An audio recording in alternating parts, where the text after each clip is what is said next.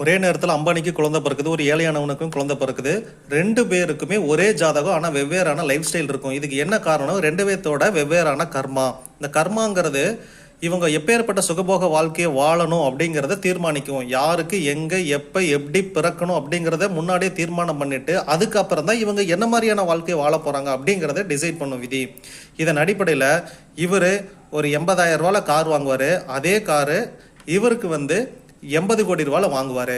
இவங்க 2 பேர் கார் வாங்குவான்னு மட்டும்தான் ஜாதகத்தில் இருக்கும். அது எத்தனை ரூபாய் காருங்கிறது இவங்க கர்மா தான் டிசைட் பண்ணும். இவங்க ஒரு 10 லட்ச ரூபாயில் வீடு கட்டுவாங்க, இவங்க 1000 கோடி ரூபாயில் வீடு கட்டுவாங்க. இப்போ உங்களுக்கு உங்கள் வாழ்க்கையை மாற்றணும் அப்படின்னு நினச்சிங்கன்னா உங்கள் கர்மாவை மாற்றணும். கர்மாவை மாற்றிட்டிங்கன்னா உங்கள் வாழ்க்கை முறை மாறிடும். ஏன்னா இந்த ஜென்மங்கிறது நீங்கள் முன் ஜென்மத்தில் பண்ண பாவ புண்ணியத்தின் அடிப்படையில் தான் இந்த பிறப்பை எடுத்தீங்க. இந்த பிறப்பில் கஷ்டப்படுறீங்கன்னா உங்கள் புண்ணிய கர்மாவை ஜாஸ்தி பண்ணணும், பாவ கர்மாவை குறைக்கணும். அப்போ புண்ணியங்கள் ஜாஸ்தி பண்ணிங்கன்னா உங்களுக்கு சுபிட்சமான வாழ்க்கை சீக்கிரமாக ஸ்டார்ட் ஆகி கஷ்ட காலம் முடிஞ்சிடும்.